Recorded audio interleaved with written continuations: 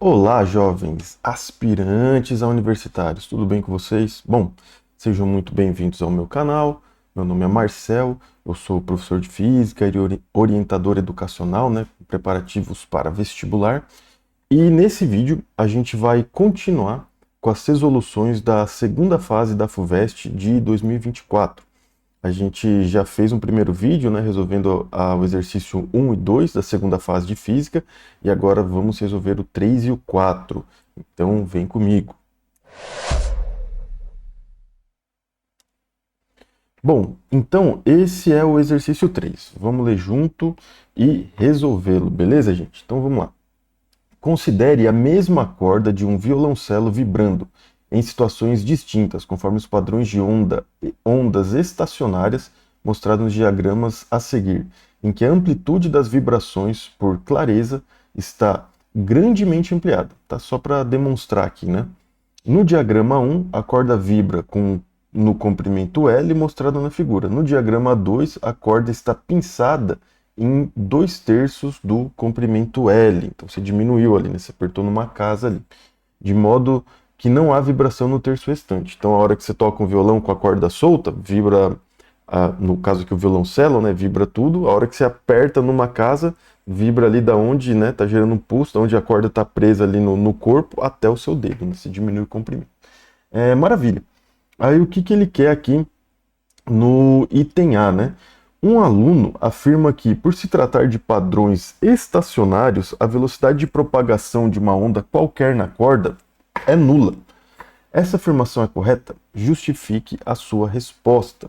Então ele está dizendo aqui, né? Pô, chama-se de onda estacionária. Aí você te mostra a figura. O aluno falou, bom, se é onda estacionária, não tem velocidade, né? Então é só você lembrar aqui do conceito mesmo de onda estacionária, né? É um padrão de onda que se forma por interferências construtivas e destrutivas. Então, a corda, ela está presa em dois extremos. Deixa eu voltar aqui. Ela está presa em dois extremos. A hora que você gera um pulso, a onda vem, se propaga, chega nesse extremo, volta, né? E com a outra pinçada que você deu, tem onda indo, tem onda voltando, então você forma esse padrão de interferência. Parece que a onda está paradinha, mas tem onda indo, onda voltando, interferência construtiva, interferência destrutiva, forma o padrão de onda. Então, essa afirmação ela é incorreta. Uma forma que eu coloquei aqui, né, que poderia ser uma resposta, é essa daqui, tá? Deixa eu dar uma diminuída aqui. Então, assim, né, a afirmação é incorreta. Para formar o padrão de ondas estacionárias, os pulsos que se propagam ao longo da corda, né, tanto para ir quanto para voltar, apresentam velocidade de propagação não nula.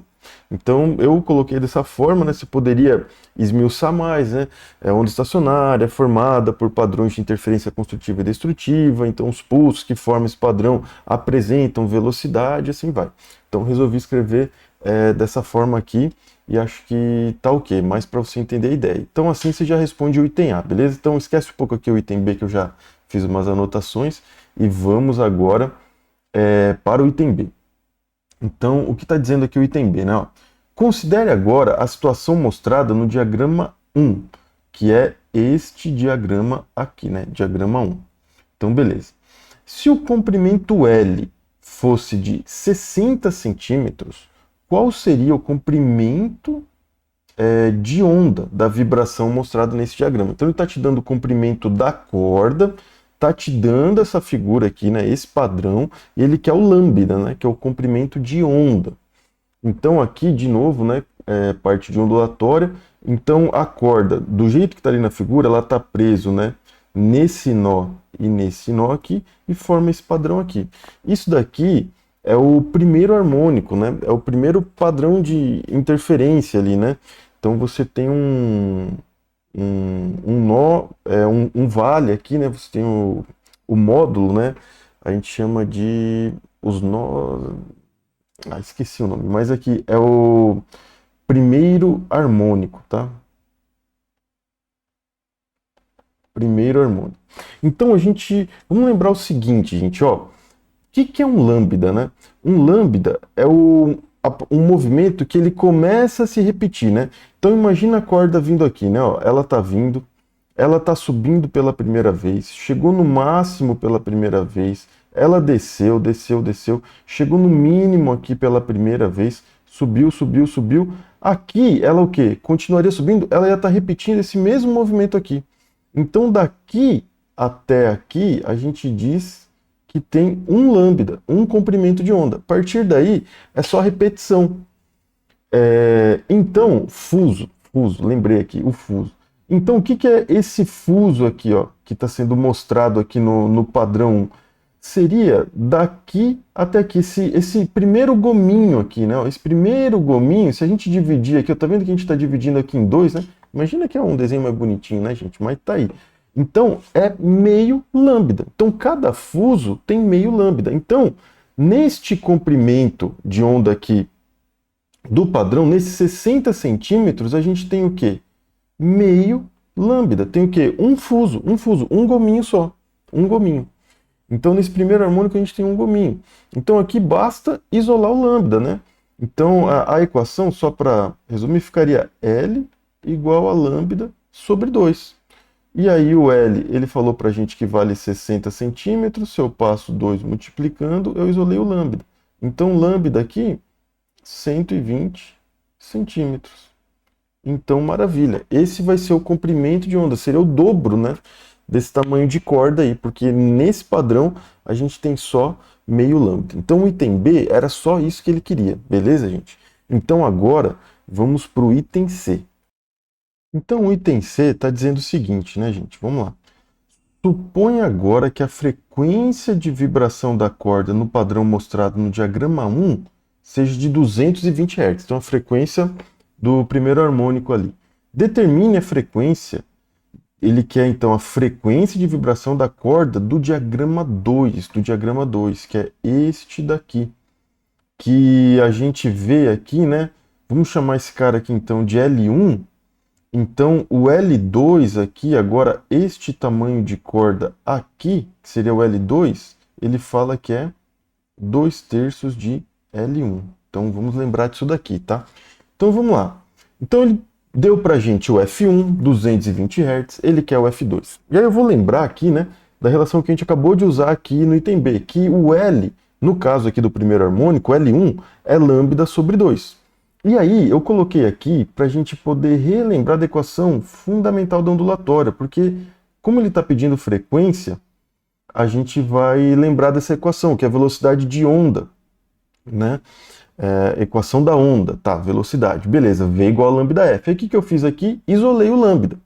Então, aqui eu tenho lambda, e eu estou dizendo que o lambda é V sobre F, então eu vou substituir aqui para minha equação poder aparecer a frequência, que é o que ele está pedindo. Então eu chego que o comprimento L1 é igual a V sobre 2 F1.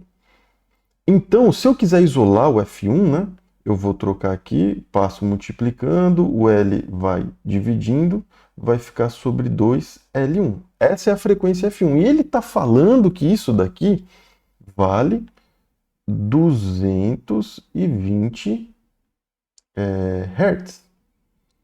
Então, maravilha. Essa é uma primeira relação que a gente conseguiu chegar aqui. O F1 é dado por V sobre 2L1 e vale 220 Hz. Então, eu posso já partir daqui para formar essa mesma equação para o F2. O que é o F2? O F2 é o mesmo V, porque a mesma velocidade na corda é a mesma, né? Dividido por 2, só que no caso aqui L2. L2. Só que a gente viu aqui que o L2 é 2/3 da corda do L1, né? 2/3 de L1. Então, eu vou substituir aqui. Vai ficar V, vou substituir bem no lugar mesmo, 2 vezes 2/3 de L1. Então, vamos organizar isso, né? Mantém o de cima, multiplica pelo inverso do de baixo, vai ficar que o F2 é igual a 3 sobre 2, né? Mandei essa fração, né, invertir ali, V sobre 2 L1. Aí, olha que beleza, né? Olha que beleza. V sobre 2 L1, V sobre 2L1, é exatamente quem? F1, que é exatamente quanto? 220. É a mesma equação aqui, né? V sobre 2L1. Eu cheguei no V sobre 2L1. Então, gente, isso daqui é igual a 3 sobre 2 vezes 220. Se eu simplificar aqui, é igual a 3 vezes 110. Então, a nossa frequência 2, que é o que ele quer, é 330 Hz. Olha só que maravilha, né? 330 Hz. Então, assim, a gente matou aqui o item C, né? Então, ficou aqui o item A, é uma dissertativa, né? Você vai escrever que sim, a onda tem velocidade, então a afirmação é incorreta. O item B, a gente calculou o lambda, 120, e o item C, a gente calculou a frequência, 330 Hz. Então, com isso, a gente mata o exercício 3, e agora vamos para o exercício número 4, beleza? Então, o exercício 4, ele diz o seguinte, né? Considere uma amostra de 2 mols de um gás monoatômico em que cada átomo, cada um, né, possui uma massa de aproximadamente 7 vezes 10 a 24 gramas. O gás pode ser tratado como ideal, maravilha. Então, no item A, o que ele quer? Determine a massa total do gás na amostra. Ele quer a massa total. E aí, né, vamos sempre olhar aqui no Note a Dot, né, ele dá para nós o número de avogrados, né? 6 vezes 10 a 23 por mol, né? Que seriam átomos por mol, né? Então, nesse item A, a gente tem que lembrar aqui, né? Pô, 1 mol, então, tem quantos átomos? 6 vezes 10 a 23. No exercício, ele fala que são 2 mols. Então, a gente tem 12 vezes 10 a 23 átomos. E a massa de cada um é aproximadamente 7 vezes 10 a 24 gramas. Então, poxa, se eu quero a massa total seria a massa de cada um vezes o número de átomos, né? Vamos colocar assim, vezes o número de átomos. Cada átomo tem uma massa, quantos átomos eu tenho, vezes a massa. Então aqui a gente já matou o exercício, né? Vai ficar massa total igual a 7 vezes 10 a 24 vezes a quantidade, 12 vezes 10 a 23. Então, primeiro, vamos multiplicar os números. 7 vezes 12, 7 vezes 2, 14, 7, 84, vezes 10. Aí o que você faz com o expoente? Você soma 24 mais 23, 47. 47 gramas. Só que para a gente deixar em potência de 10, lembra que o número na frente da potência tem que estar sempre entre 1 e 10. Então, no caso aqui, 84 é maior. Eu vou diminuir esse número para 8,4, né? Vou colocar uma vírgula. Então, de 84 ele virou 8,4, então aumento a potência. Então, a massa vai ficar 8,4 vezes 10 a 48 gramas. E aí a gente mata o item A, beleza? Então esse era o item A, agora vamos para o item B. Gente, antes de ir para o item B, eu cometi uma gafe aqui, tá? A massa é 7 vezes 10 a menos 24. Sempre faço isso, tá? Mas a gente arruma rapidinho. Então aqui é menos 24. Quando eu somo, isso aqui vai ficar menos 1. Então vai ficar só 8,4 gramas. E aí agora sim a gente mata o exercício, beleza? Agora vamos para o item B. Então, o item B, ele diz o seguinte: a energia interna de uma amostra a uma temperatura de 300 Kelvin é 7.500 joules. Beleza. Quanta energia é preciso transferir para para a amostra para que a sua temperatura atinja 400 kelvins? 400 kelvins. Então ele quer quanto de energia você tem que transferir. Então, beleza, fiz umas anotações aqui, ó. Então a gente tem que, para uma temperatura de 300 kelvins, como está aqui, eu tenho uma energia de 7.500 joules. para eu chegar nessa temperatura, quanto eu tenho que transferir? É uma variação de energia. Ela tem uma energia inicial, ela vai para uma energia final, e aí quanto que eu transferi? Qual que foi o acréscimo de energia aí, né? Então é isso que ele quer, tá? Ele não quer a energia final, ele quer o quanto foi transferido. Então, se eu lembrar aqui, ó, de definição de energia interna, coloquei aqui, ó, só para a gente, né, olhar, como ele fala que o gás é monoatômico, a energia interna, a rigor, é 3 meios de nRT, tá? Se fosse diatômico, seria 5 meios. Beleza, mas como é 3 meios, ó, N é uma constante, número de mols. R é uma constante. 3 meios não vai mudar. Então, isso daqui tudo, para facilitar a nossa vida, eu vou chamar de K. É uma constante, tá? Chamei de K. Então, no caso do início, ele está falando que a energia é de 7.500. Quanto que vale esse K quando a temperatura ali no início é de 300 Kelvin? Vamos achar essa constante, porque daí vai facilitar a nossa vida, vocês já vão entender. Então, eu vou simplificar aqui. Esse K, 75 por 3, 25. No caso aqui, vai dar Joule, que é de energia, por Kelvin, que é temperatura. Então, maravilha. Esse é o valor do K e ele é constante. Tanto no início quanto no final, é o mesmo K. É uma constante.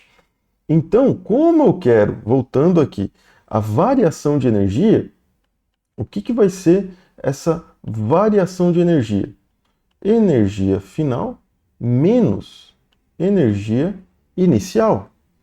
E o que é a energia interna, né? Vai ser a constante vezes a temperatura final menos a constante vezes a temperatura inicial. Olha que beleza. Então, por isso que eu calculei essa constante antes. Então, a variação de energia, vou deixar o K aqui em evidência, vai ser T final menos T inicial. E esses valores a gente tem. Então, a constante vale 25, o T final vale 400, o T inicial vale 300. Vai ficar aqui 25 vezes 400 menos 300, geralmente dá 100, né?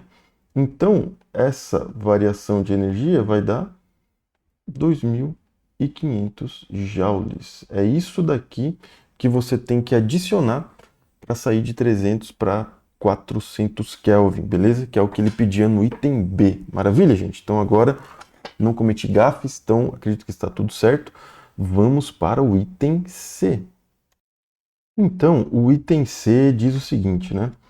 A descoberta de Einstein sobre a equivalência entre massa e energia é válida mesmo em fenômenos mais familiares, como o aquecimento de um fluido, embora nesse caso o efeito seja muito pequeno para ser perceptível.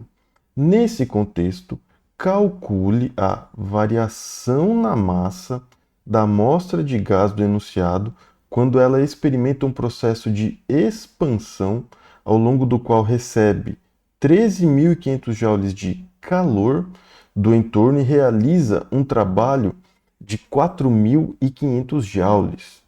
E aí, né, no note a dot, a gente tem aqui a relação de Einstein, a famosa E igual a mc², tem a velocidade da luz no vácuo, que é o Czinho ali, né, 3 vezes 10 oitava metros por segundo. Então, como que a gente vai abordar esse exercício aqui, né, o item C? Então, ele falou pra gente, o gás recebeu 13.500 joules de energia e realizou 4.500 joules de trabalho, ele quer a variação na massa.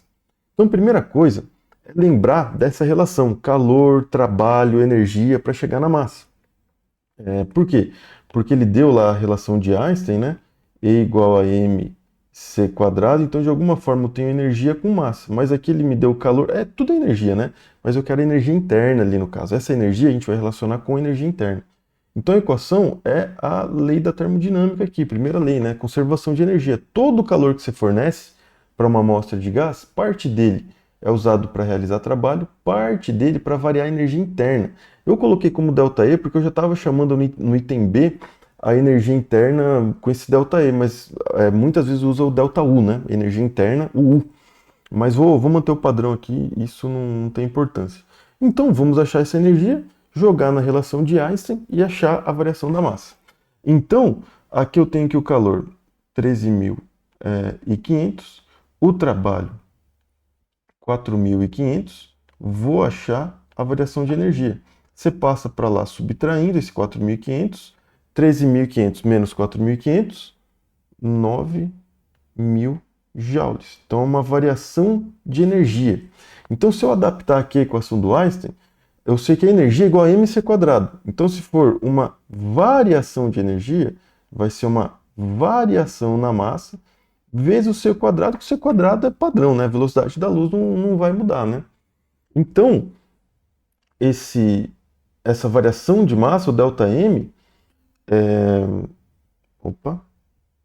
ele vai ser aqui a variação de energia dividido pela velocidade da luz ao quadrado. Então, a variação de energia, a gente tem 9, vou colocar o 9.000 como 9 vezes 10 a terceira. Por quê? Porque o Czinho, ele deu para nós, é 3 vezes 10 a oitava. E isso está ao quadrado. Então, vai ficar 9 vezes 10 a terceira, 3 ao quadrado, 9. O 10 a oitava, você multiplica aqui por 2, né? 8 vezes 2, 16. Então, ó, maravilha, né? 9 em cima com 9 embaixo corta, né? Isso daqui vai dar 1 vezes 10. O que você faz agora com o expoente? Subtrai. Então, 3 menos 16 menos 13. Só que aí, né, tá tudo no SI, aqui vai estar em quilogramas. Então, é maravilha. A variação da massa, 1 vezes 10 a 13 quilogramas. Se você quiser deixar em gramas, porque no item A estava em gramas, você pode fazer também. Vai ficar a variação da massa igual a 1 vezes 10. Ele não pediu, né? Mas o quilo, né, é sempre 10 a terceira. Aí agora está em gramas. Então aqui, como é multiplicação, soma o expoente. Então vai ficar 1 vezes 10 menos 13 mais 3 menos 10, aí vira gramas.